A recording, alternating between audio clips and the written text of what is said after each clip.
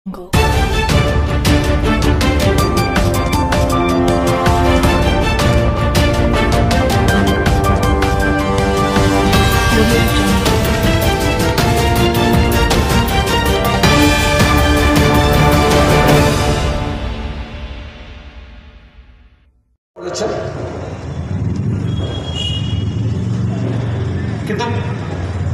একটা বাস্তব পরিস্থিতি তৈরি হয়েছিল। এই যে এখানে ততটা সন্ত্রাস হয়নি, কিন্তু গোটা রাজ্য জুড়েই। তা সত্ত্বেও নতুন প্রজন্মের ছেলেমেয়েরা এসছে, এগিয়ে আন্দোলন হয়েছে, সংগ্রাম হয়েছে, সেটা ব্রিগেডে প্রতিফলিত হয়েছে।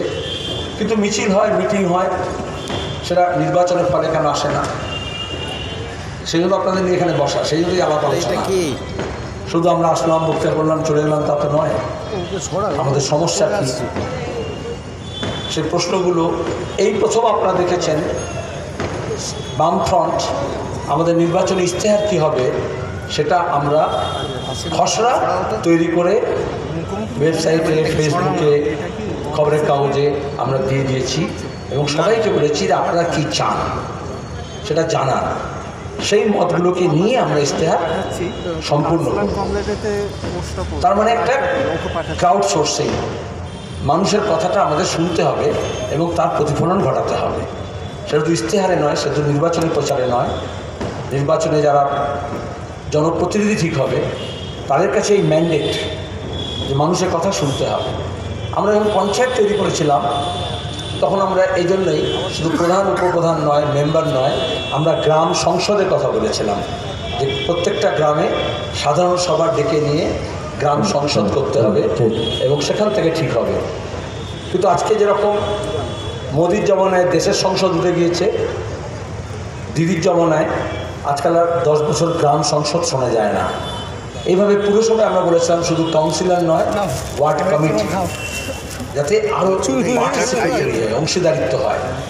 কিন্তু সেখানে আমরা দেখলাম পুরসভাগুলোই নির্বাচন হলো না, অ্যাডমিনিস্ট্রেটর বসে গেল। তার মানে গণতান্ত্রিক যে প্রক্রিয়া আছে সেটাকে কোথাও না কোথায় খর্ব করা হয়েছিল। আজকের এই নির্বাচনটা শুধু নির্বাচন নয়, আমাদের রাজ্য এবং দেশের গণতান্ত্রিক যে মানুষের অধিকার আছে, যে গণতন্ত্র আছে এবং সংসদীয় গণতন্ত্রের যে প্রতিনিধিত্বমূলক গণতন্ত্র, সেটাকে ফিরিয়ে আনা। নাহলে আমাদের প্রধানমন্ত্রী বলেন সব আসনে উনি দাঁড়িয়েছেন, আমাদের মুখ্যমন্ত্রী বলেছিলেন গতবারে 294টা আসনেই উনি দাঁড়িয়েছেন। তাহলে উনি যদি সব জায়গায় দাঁড়িয়ে থাকেন, তাহলে যখন একটা দল থেকে ছেড়ে আরেকটা দলে যখন চলে যাচ্ছে, তাহলে ওই উনি 294 যা, তারই তো একটা অংশ চলে যাচ্ছে। সংসদীয় গণতন্ত্রে, নির্বাচনে যেটা জনপ্রতিনিধিত্ব গণতন্ত্র, সেখানে এই জিনিসটা হয় না, খাটে না। ডানকুনি পুরসভার ক্ষেত্রে যেটা হয়েছে, এটা তো গর্ব। মারা গেলেন, অনেক দিন ধরে কাজগুলো করতে হয়, তখন আমি চেয়ারম্যান হয়েছিলাম। সেই রিপোর্ট তৈরি করা হয়েছিল যে কীভাবে নিজের পায়ের ওপর দাঁড়াবে এবং বিভিন্ন যুবদের সামনে। আমি যখন যুব নেতা ছিলাম এই জন্য করা হয়েছে। সেখানে 3টে গভর্নমেন্ট পাল্টেছে, কিন্তু আমি চেয়ারম্যান ছিলাম। কংগ্রেসের দল ছিল, তারপরে যুক্তফ্রন্টের সরকার এলো, তারপরে বিজেপির সরকার এলো, প্রথম হাত পাই। কিন্তু মজা হচ্ছে ওই রিপোর্টটা কীভাবে তার মধ্যে ক্ষুদ্র মাঝারি শিল্প কী করে বাড়াবে। তখন মুরলী মনোহর যোশীজি ক্যাবিনেট মিনিস্টার HRDর, আর উমা ভারতী হচ্ছে মিনিস্টার অফ স্টেট।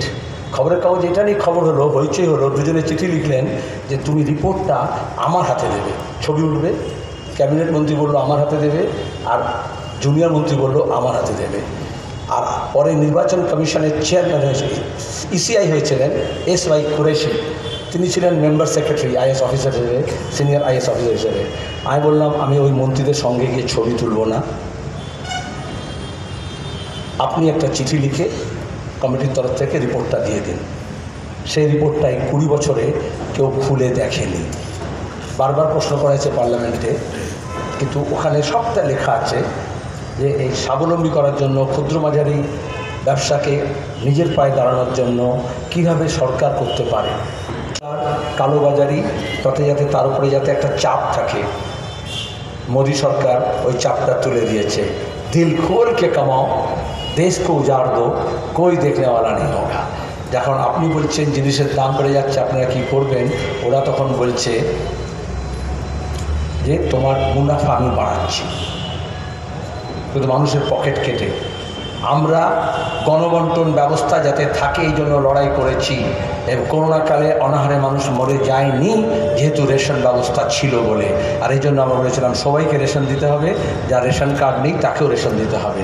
কিন্তু এরপরে আমাদের সরকার আসা মানে হচ্ছে, এবং এটা কেরালায় এলডিএফ সরকার সেটা করে দেখিয়েছে, অত্যাবশ্যকীয় পণ্যকে সরবরাহ করা হবে মানুষের দরজায়, আমাদের ভলেন্টিয়ার্স দিয়ে সেই বেকার ছেলেমেয়েরাও কাজ পাবে এবং দামটাকে বেঁধে দেওয়া হবে। সরাসরি কৃষকের কাছ থেকে পণ্য কেনা হবে এবং শহরে নিয়ে এসে আপনার দরজায় সেটাকে পৌঁছে দেওয়া হবে, অবশ্যই কস্ট প্লাসে, কিন্তু সেখানে মুনাফার পাহাড় জন্য নয়। কালোবাজারি, মুনাফাখোরি, মজুতদারি বন্ধ করতে হবে। 10 বছরে এ রাজ্যে এইসব শব্দ নিয়ে কোনো কথা হয় না। এনফোর্সমেন্ট ডাইরেক্টর দিল্লির ইডি আর আমাদের এখানকার এনফোর্সমেন্ট ডাইরেক্টর, তারা মিথ্যা মামলা করতে ব্যস্ত বা রাজনৈতিক স্বার্থে একে অপরকে ডাকতে ব্যস্ত।